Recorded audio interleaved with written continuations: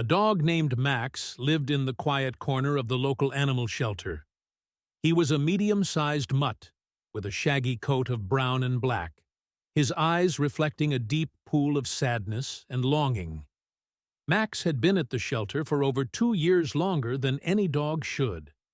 Each day was a tapestry of loneliness, punctuated by the clatter of cage doors and the distant barks of new arrivals who still held hope in their hearts. Max knew the routine all too well.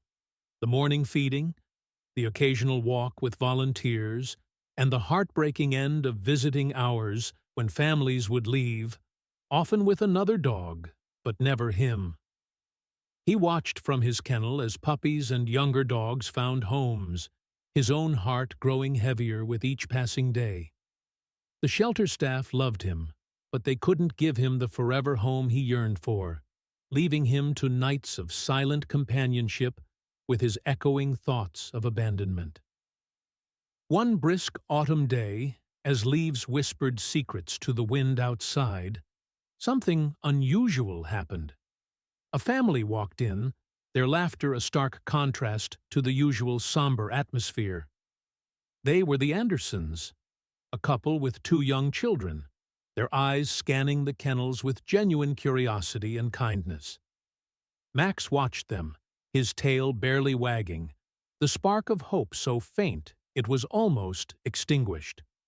The children, Lily and Jake, ran from kennel to kennel, their voices filled with excitement.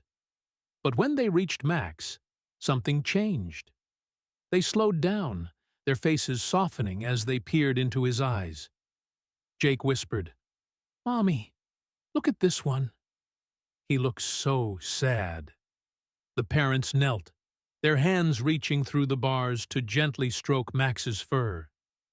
The shelter worker explained Max's story, his long stay, and how he had been overlooked time and again. Mrs. Anderson's eyes misted over, and she turned to her husband. "He's the one, isn't he?" Mr. Anderson nodded, a smile breaking through his usually reserved demeanor. The paperwork was filled out with a sense of urgency and joy. Max watched, his understanding dawning slowly. This was different. They were choosing him. Preparations began. A new leash was bought, along with a cozy bed, toys, and a tag that read, "Max Anderson." When the day came to take Max home, the emotional reunion was palpable. The children hugged him, their laughter mingling with tears of joy. Max, hesitant at first, felt a warm, protective hand on his back from Mr. Anderson, and a gentle, loving touch from Mrs. Anderson. The trust began to build. Max's tail started to wag with increasing enthusiasm. In the car ride home, Max's nose pressed against the window, taking in the sights and smells of freedom. At Anderson's house, a modest but warm home with a backyard full of autumn leaves, Max explored his new domain. The family watched, their hearts swelling with love as Max tentatively sniffed around, each step a small victory over his past fears. Days turned into weeks, and Max transformed. His coat shone with health, his eyes sparkled with life, and his once timid demeanor gave way to playful energy. He chased after balls with Lily, curled up with Jake for story time, and lay faithfully by the fireplace, the heart of his new home. The Andersons had given him not just a place to live, but a place to belong.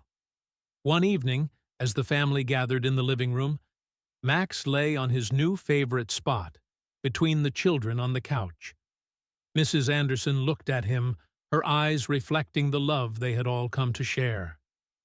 "You're home now, Max," she whispered, her hand resting on his head, feeling the steady beat of a heart no longer lonely.